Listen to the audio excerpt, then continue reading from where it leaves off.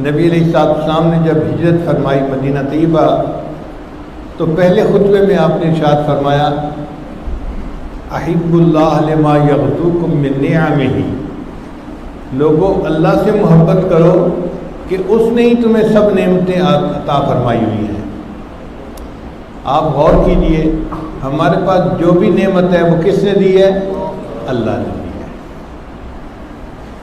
اگر اللہ تعالیٰ ہمیں صحت نہ دیتے ہم بیمار ہوتے، اللہ تعالیٰ ہمیں کھانا نہ دیتے ہم بھوکے ہوتے، پانی نہ دیتے ہم پیاسے ہوتے، کپڑے نہ دیتے ہم ننگے ہوتے، اللہ تعالیٰ تعلیم نہ دیتے ہم جاہل ہوتے، اللہ تعالیٰ عقل نہ دیتے تو ہم پاگل ہوتے، بینائی نہ دیتے ہم اندھے ہوتے، اللہ سماعت نہ دیتے ہم بہرے ہوتے، بولنے کی توفیق نہ دیتے ہم گنگے ہوتے، اللہ تعالیٰ ہمیں اگر مال نہ دیتے ہم بھکاری ہوتے، اللہ تعالیٰ اولاد نہ دیتے لاوالد ہوتے، گھر نہ دیتے بے گھر ہوتے۔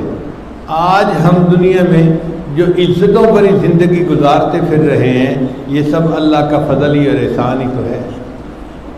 ہم تو اللہ کے فضل میں ڈوبے ہوئے ہیں، اور کتنی نعمتیں اللہ کی ہیں ہمیں تو پتہ بھی نہیں ہوتا، کئی مرتبہ ایسی ایسی نعمتیں ہیں اللہ کی۔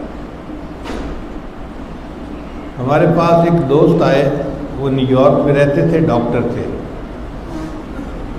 میں نے انہیں کھانا کھلایا رات کا، اور مہمان خانے میں ان کو بستر پہ میں نے بٹھا دیا کہ آپ سو جائیں، میں فجر کی نماز کے لیے آپ کو جگاؤں گا اور مسجد لے کے جاؤں گا۔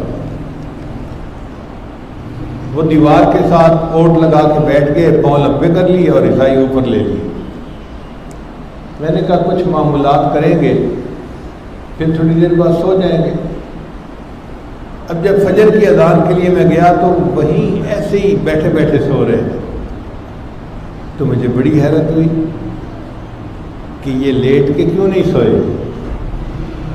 تو میں نے ان سے پوچھا کہ آپ جان بوجھ کے نہیں لیٹ کے سوئے یا بیٹھے بیٹھے کیوں سو گئے؟ وہ کہنے لگے کہ جی ایک میرے ساتھ مسئلہ ہے، میں لیٹ کے سو نہیں سکتا۔ کیوں؟ کہنے لگے کہ جو کھانے کا پائپ ہے نا ہمارا فوڈ کا پائپ، اس کے اندر ایک والو ہوتا ہے، وہ ون وے والو کہلاتا ہے۔ وہ کھانا اندر تو جانے دیتا ہے پیٹ میں، باہر نہیں نکلنے دیتا۔ اس لیے کوئی بندہ کھانا کھائے اور سر کے بل کھڑا ہو جائے تو کھانا اس کے منہ سے باہر نہیں نکلتا، وہ ویل اس کھانے کو روک لیتا ہے۔ کہنے لگا کہ میرا وہ ویل لیک ہو گیا ہے، اب جب میں لیٹ کے سوتا ہوں نا تو معدے میں جو ہوتا ہے سب منہ پہ جانے باہر آ جاتا ہے۔ تو ڈاکٹر نے مجھے کہہ دیا ہے اب باقی زندگی آپ بیٹھ کے سویا کریں، لیٹ کے نہیں سو سکتے۔ جب انہوں نے یہ بات بتائی تب مجھے احساس ہوا کہ یا اللہ، ہم نیند کو تو آپ کی نعمت سمجھتے تھے، لیٹ کے سونا بھی ایک نعمت ہے، ہم نے کبھی اس کا احساس ہی نہیں کیا۔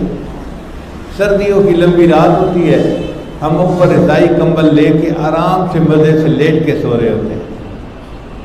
پھر اس کے بعد ہم نے ذرا تحقیق شروع کی تو پتہ چلا کہ بہت سارے جاندار ایسے ہیں جو لیٹ کے نہیں سوتے، جیسے گھوڑا، گدھا، گائے، بھینس بیٹھ کے سوتے ہیں۔